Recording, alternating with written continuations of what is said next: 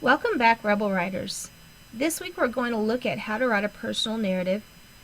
So far we've looked at how to use the writing process to write a story. And then last week we talked about how to get your ideas together for a personal narrative.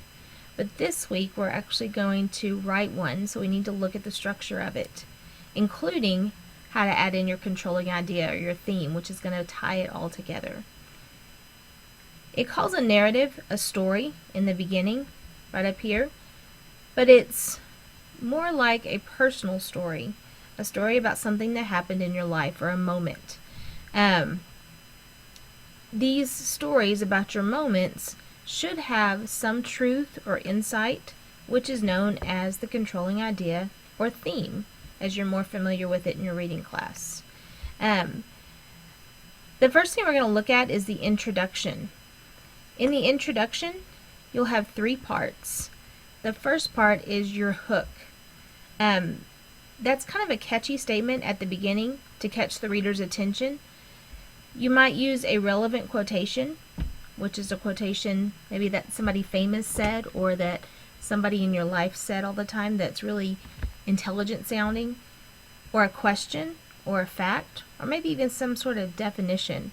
That's a good hook to begin your story. After that, you set the scene. You're going to give information to the reader so that they understand the story, like the main characters, when and where the story is taking place, and is it a story about something that happened to you, the writer? Yes, it should be, because it's a personal narrative. It's not going to be fiction this time. The last thing in the beginning of your story is going to be the controlling idea.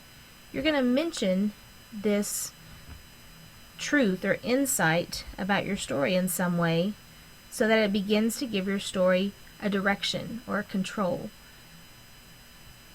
Most of the time you can consider it to be a moral lesson or a lesson that you learned after the events of the story took place. For instance, it gives the example of it was sunny and warm out when I started down the path. And then it might go into the moral lesson that you learned that you should never hike alone again. Or, journeys bring both joy and hardship. The next part of the essay is going to be the middle, the body. Some things you need to remember about the body is that you should show your readers what you're talking about and don't just tell them. You're not reporting to them the events of the story.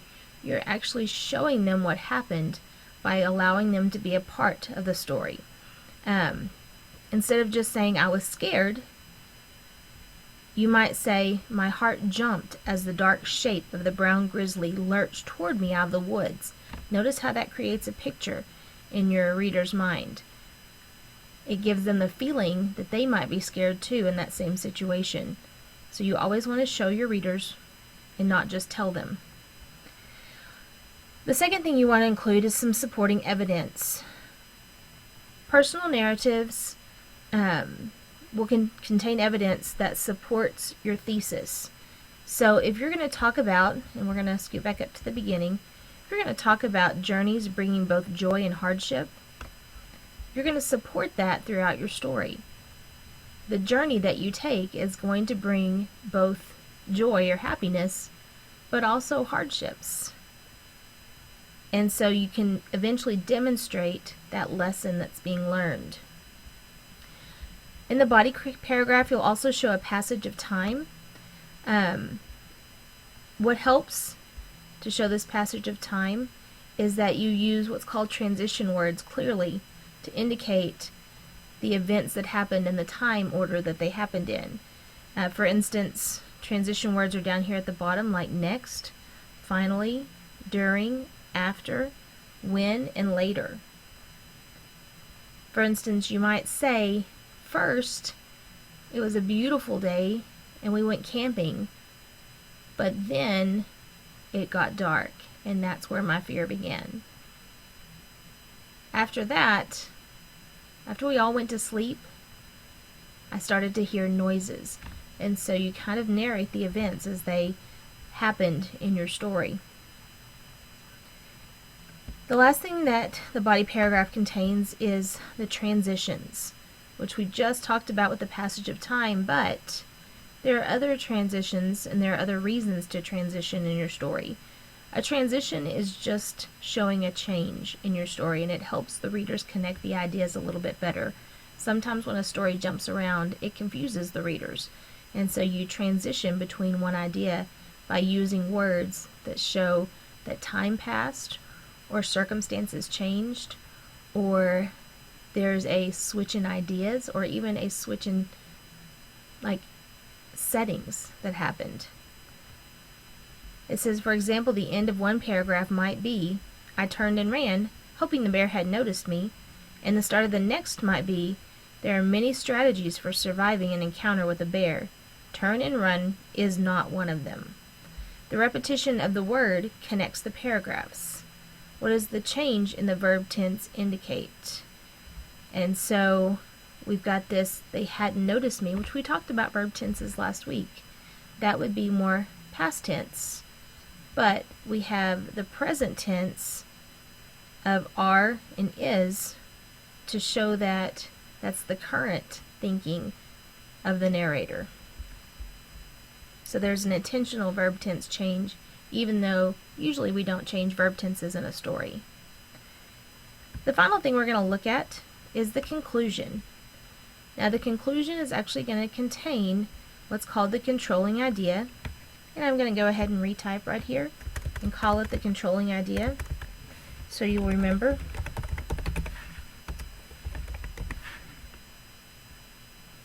But in the conclusion, we get some sort of reminder about that lesson that you were going to learn, or that the truth or insight that you discovered through the event, what it was.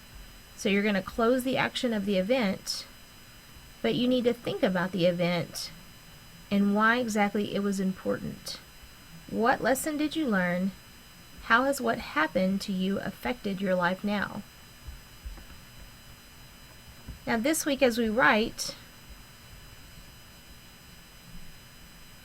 we're going to begin the paper with the hook, and then we're going to state the controlling idea or theme. And then after that, we'll begin the body of it by giving the details of the story. So we might say that something about our event in the very first one, but then we'll give details about the event that'll actually show and not tell the reader what's going on. Finally, we'll add the conclusion to our story where we analyze and reflect. And down here at the bottom are going to be some writing strategies to consider. For a personal narrative, this first person is going to be an important guideline, because when we think about first person, we think about personal narratives because we actually use I in the story. And that use of I in the story is going to make it seem more personal to our readers. Also, the verb tense. We've got reporting versus reflecting. The events of most narratives are told in past tense, such as I hiked, I felt the warm sun on my back. However, you can use present tense when reflecting on the events. Now I know how unprepared I was. Notice the change in tense in this section as the writer reflects on the past event from the present.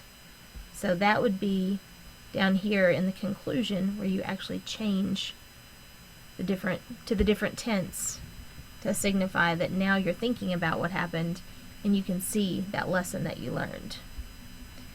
Hopefully this clears up how to write your personal narrative, because we're going to try it out.